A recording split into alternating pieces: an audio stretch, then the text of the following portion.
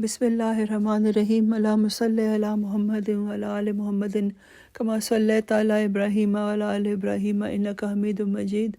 Allahumma barik ala Muhammadin wa ala ali Muhammadin kama barakta ala Ibrahim wa ala ali Ibrahim innaka Hamidum Majid. We continue with the blessed series of Dars of the traditions of the Holy Prophet Sallallahu Alaihi Wasallam in this month of Ramadan, going through this huge ocean of the traditions of the Holy Prophet ﷺ. It is as if we are going through a garden with beautiful flowers, and it is extremely enjoyable journey for us. The Holy Prophet ﷺ has in a very beautiful way explained to us the teachings of Islam and the morals of expected of a Muslim, and in a very loving manner he has identified weaknesses that people can suffer from. So every day we read, we hear these traditions, we find new principles, new teachings of Islam. May Allah enable us to hear these things and to try and remember them. And it should not be that we hear them and we forget them. What should happen is that these things should become etched into our minds, and we should act upon them throughout our lives. The first tradition of today's dars is that the Holy Prophet ﷺ said, "Inna likulli deenin khuluqan," that, O people, remember that every religion has a distinguishing moral quality, and the khulq of Islam, that is the distinguishing moral quality of Islam, is haya, which is modesty.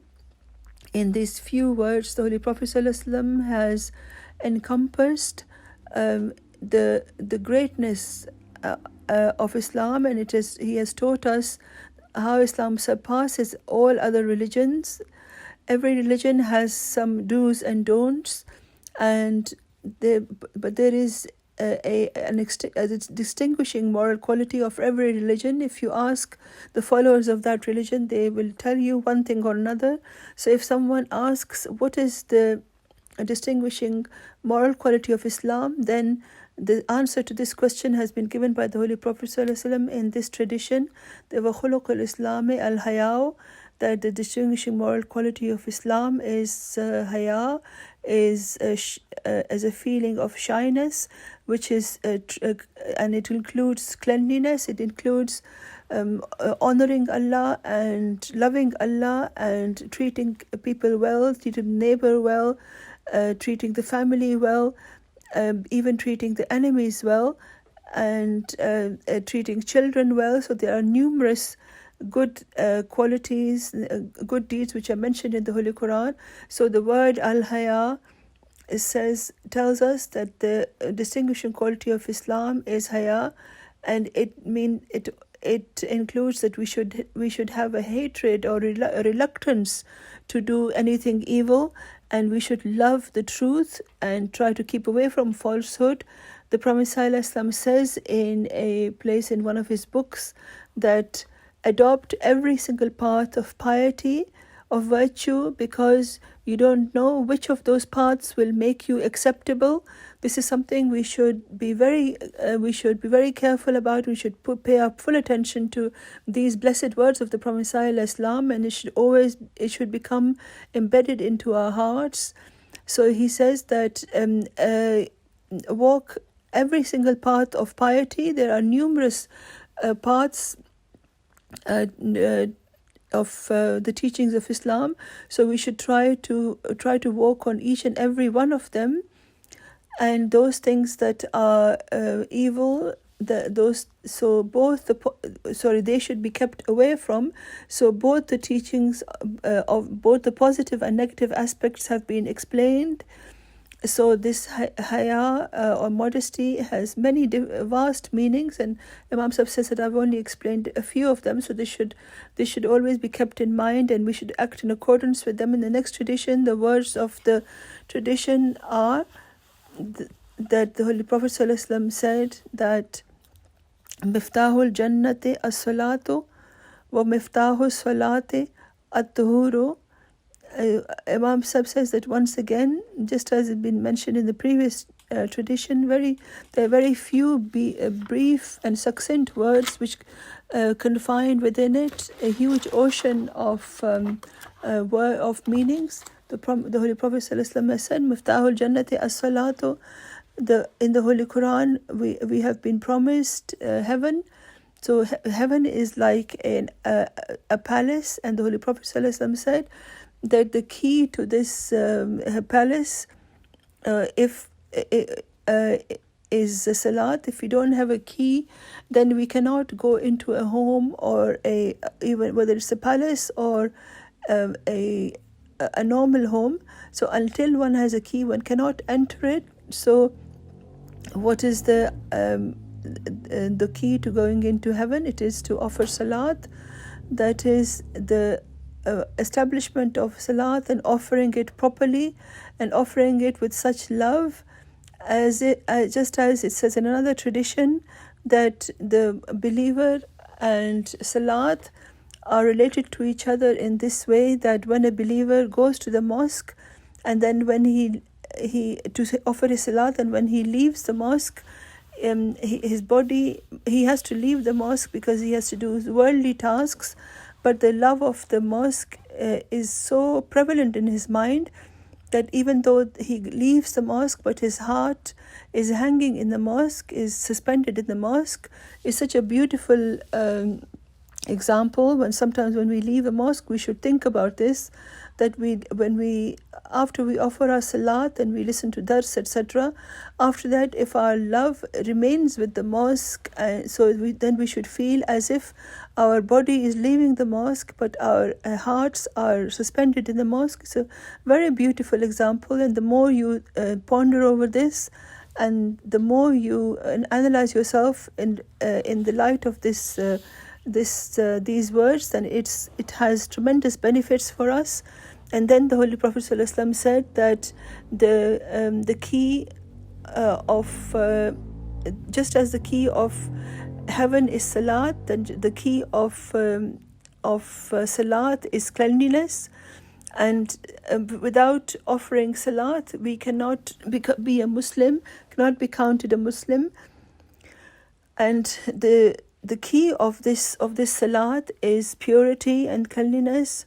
So for the sake of purity, Allah has enjoined upon us to do our ablutions, and we must offer our salat while we are in a state of ablution.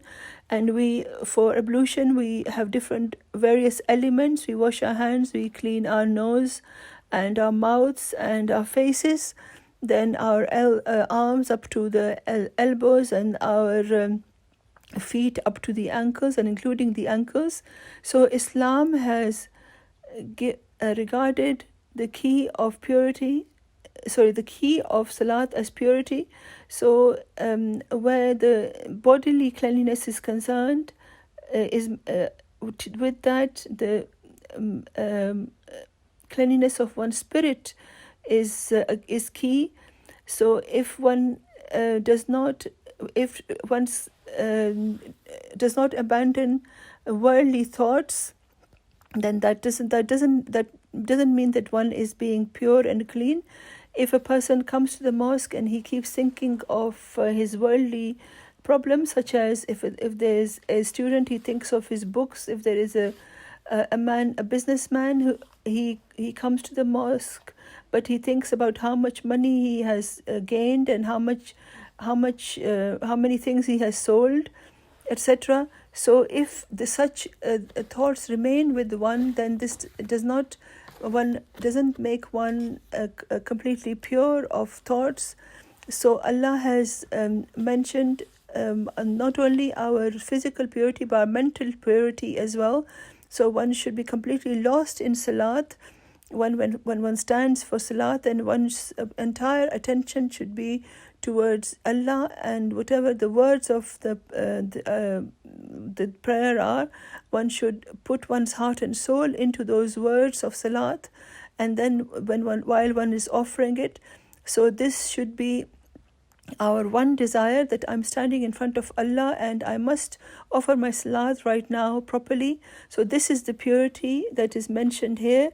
And this is a long subject, and when one ponders over it, we realize what amazing words the Holy Prophet ﷺ has mentioned, what amazing meaning these words are that has been mentioned here. The next tradition is also to do with cleanliness. The Holy Prophet ﷺ said that the cleanliness of the teeth this cleans your teeth, cleans your mouth. But the Holy Prophet ﷺ said that as-siwaku matharatu lil fammi, that this is a way of cleaning your mouth. It is a method of cleaning your mouth. So however the toothbrush brush is, whether it's from a stick of a tree or a plastic brush, one should use it to clean one's mouth.